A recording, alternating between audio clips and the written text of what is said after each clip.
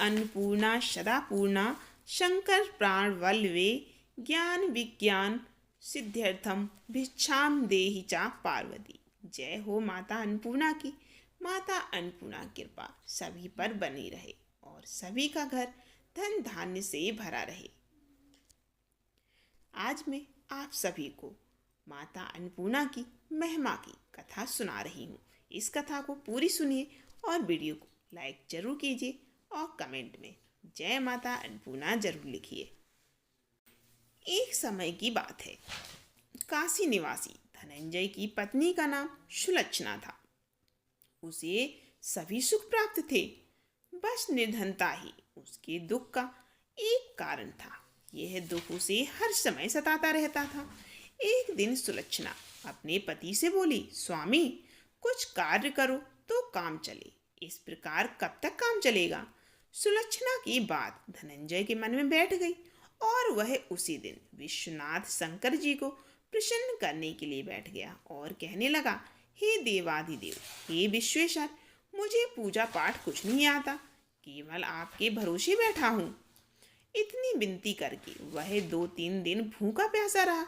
यह देखकर भगवान शंकर ने उसके कान में अन्नपूर्णा अन्नपूर्णा अन्नपूर्णा इस प्रकार से 3 बार कहा। यह कौन क्या कह गया? इसी सोच में धनंजय पड़ गया कि मंदिर से आते ब्राह्मणों को देखकर पूछने लगा, पंडित जी अन्नपूर्णा कौन है? ब्राह्मणों ने कहा, तू अन्न छोड़ बैठा है सो तुझे अन्न की बात सूझती है, जा घर जाकर अन्न ग्रहण कर। धनंजय घर गया और अपनी स्त्री से सारी बातें कही। वह बोली, हे स्वामी चिंता मत करो, स्वयं शंकर जी ने यह मंत्र तुम्हें दिया है, वे स्वयं ही खुलासा करेंगे, आप फिर जाकर उनकी आराधना करो। धनंजय फिर वैसे ही दोबारा से पूजा में बैठ गया। रात्र में शंकर जी ने आज्ञा दी और कहा, तू पूर्व दिशा में चला जा। वह अन्नपूर्णा का नाम जपता जाता और रास्ते में फल खाता, झरनों का पानी पीता जाता। इस प्रकार कितने ही दिनों तक वह चलता चला गया। वहां उसे चांदी सी चमकती वन की शोभा देखने में आई, सुंदर सरोवर देखने में, और उसके किनारे कितनी ही अप्सराएं झुंड बनाए बैठी थी। एक कथा सुनती और सब मिलकर माता अन्नपूर्णा की कथा को कह रही थी। यह अगहन मार्गशीर्ष मास की उजेली रात्रि थी और आज से ही व्रत का आरंभ था। जिस शब्द की खोज करने वह निकला था वह उसने वहां सुना और धनंजय ने उन देवियों के पास जाकर पूछा, हे देवियों आप ये क्या करती हो? उन सब ने कहा, हम सब माता अन्नपूर्णा का व्रत करती हैं। धनंजय ने पूछा, व्रत पूजा करने से क्या होता है? यह किसी ने किया भी है? इसे कब किया जाए? कैसा व्रत है और इसकी क्या विधि है? मुझे भी विस्तार से बताओ। वे कहने लगी, इस व्रत को सब कोई कर सकता है। 21 दिन तक के लिए 21 गांठ का सूत लेना चाहिए। 21 दिन यदि ना बने तो एक दिन उपवास करें, यह भी ना बने तो केवल कथा सुनकर प्रसाद ले लें। निराहार रहकर कथा सुने। कथा सुनने वाला कोई ना मिले तो पीपल के पत्ते को रखकर सुपारी या घृत कुमारी, वृक्ष को सामने रखकर दीपक को साक्षी कर शूर, गाय, तुलसी या महादेव को बिना कथा सुनाए मुख में दाना न डाले। यदि भूल से कुछ पड़ जाए तो 1 दिवस फिर उपवास करें और व्रत के दिन क्रोध ना करें और ना ही झूठ बोले। धनंजय बोला, इस व्रत के करने से होगा क्या? वे कहने लगी, इसके करने से अंधे को नेत्र मिल जाते हैं, लूलों को हाथ मिल जाते हैं, निर्धन के घर धन आ जाता है, बांझ को संतान मिल जाती है, मूर्ख को विद्या।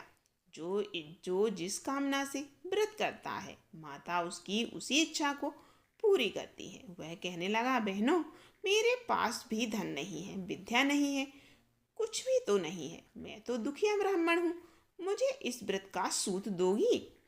हाँ भाई, तेरा कल्याण हो, हम तुम्हें सूत अवश्य देंगी, ले इस व्रत का मंगल सूत ले। धनंजय ने व्रत किया। व्रत पूरा हुआ तभी सरोवर में से 21 खंड की स्वर्ण सीढ़ी हीरा मोती जड़ी हुई प्रकट हो गई।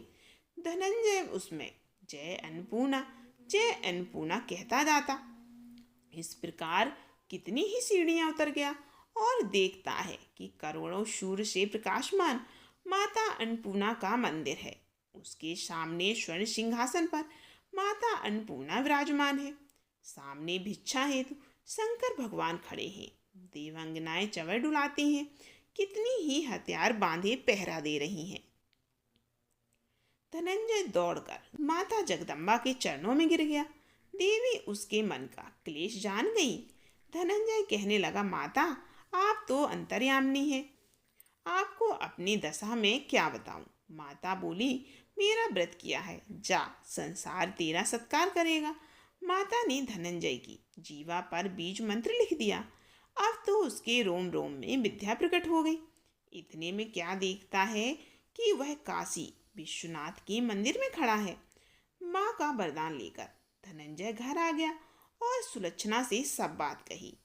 माता जी की कृपा से उसके घर में धन संपत्ति की कोई कमी ना रही। छोटा सा घर बहुत बड़ा गिना जाने लगा। शहद के छत्तों में मक्खियां जमा होती हैं, उसी प्रकार अनेक सगे संबंधी आकर उसकी बड़ाई करने लगे। कहने लगे, इतना धन और इतना सुंदर घर, सुंदर संतान नहीं तो इस कमाई का भोग कौन करेगा। सुलक्षणा से संतान नहीं है, इसीलिए तुम दूसरा विवाह कर लो। अनिच्छा होते हुए भी धनंजय को दूसरा विवाह करना पड़ा और सती सुलक्षणा को सौत का दुख उठाना पड़ा। इस प्रकार दिन बीतते गए। अघन मास आया। नए बंधन से बंधे पति से सुलक्षणा ने कहलाया कि हम व्रत के प्रभाव से सुखी हुए हैं, इसी कारण यह व्रत छोड़ना नहीं चाहिए। यह माता जी का प्रताप है जो हम इतने संपन्न और सुखी हैं। सुलक्षणा की बात सुनकर धनंजय उसके यहाँ आया और व्रत में बैठ गया। नई बहू को इस बात की खबर नहीं थी। वह धनंजय के आने की राह देख रही थी। दिन बीतते गए और व्रत पूर्ण होने में 3 दिन बाकी थे कि नई बहू को खबर पड़ी। उसके मन में ईर्ष्या की ज्वाला दहकने लगी। सुलक्षणा के घर जा पहुंची और उसने वहां पर जाकर भगदड़ मचा दी। वह धनंजय को अपने साथ ले आई और नए घर में धनंजय को थोड़ी देर के लिए निद्रा ने आ दबाया। इसी समय नई बहू ने उसके व्रत का सूत तोड़कर आग में फेंक दिया। अब तो माता का कोप जाग गया। घर में अकस्मात आग लग गई। सब कुछ जलकर खाक हो गया। सुलक्षणा जान गई और पति को फिर अपने घर ले आई। नई बहू रूठकर पिता के घर चली गई। पति को परमेश्वर जानने वाली सुलक्षणा बोली, नाथ घबराना नहीं, माता जी की कृपा अलौकिक है। पुत्र कुपुत्र हो जाता है पर माता कभी कुमाता नहीं होती। अब आप श्रद्धा और भक्ति से आराधना शुरू करो, वे जरूर हमारा कल्याण करेंगी। धनंजय फिर से माता के पीछे पड़ गया। फिर वही सरोवर सीढ़ी प्रकट हुई। उसमें माता अन्नपूर्णा कहता कहता वह फिर से उतर गया और वहां जाकर माता के चरणों में रोने लगा और कहने लगा, हे माता प्रसन्न हो, हे माता प्रसन्न हो। माता प्रसन्न होकर बोली, यह मेरी स्वर्ण की मूर्ति ले जाओ और इसकी पूजा करना, तू फिर सुखी हो जाएगा। जा, तुझे मेरा आशीर्वाद है। तेरी स्त्री सुलक्षणा ने श्रद्धा से मेरा व्रत किया है और मैं उसे पुत्र होने का वरदान देती हूँ। धनंजय ने आंखें खोली तो खुद को फिर से काशी विश्वनाथ के मंदिर में पाया और वहां से वह उसी प्रकार से फिर घर गया। इधर सुलक्षणा के दिन चढ़े और महीने पूरे होते ही पुत्र का जन्म हो गया। गांव में आश्चर्य की लहर दौड़ गई। इसी प्रकार उसी गांव के निसंतान सेठ के पुत्र होने पर उसने माता अन्नपूर्णा का मंदिर बनवा दिया और उसमें माता जी धूमधाम से पधारी। यज्ञ किया गया। धनंजय को आचार्य का पद दे दिया गया। जीविका के लिए मंदिर की दक्षिणा और रहने के लिए सुंदर सा भवन दिया। धनंजय स्त्री पुत्र सहित वहीं रहने लगा और माता जी के चढ़ावे से भरपूर आमदनी होने लगी। और उधर उसकी नई बहू के पिता के घर में डाका पड़ गया और सब लुट गया। वे सभी भीख मांग मांग कर पेट भरने लगे। सुलक्षणा ने जब सुना तो उन्हें बुला भेजा, अलग घर में रख लिया और अन्न वस्त्र का प्रबंध कर दिया। धनंजय, सुलक्षणा और उसका पुत्र माता की कृपा से आनंद से रहने लगे। हे माता अन्नपूर्णा, जैसे आपने धनंजय और सुलक्षणा के भंडार भरे हैं, वैसे ही आपकी कथा सुनने वाले और पढ़ने वाले और जो श्रद्धा से आपका व्रत करते हैं, उनके भी आप ऐसे ही भंडार भरें।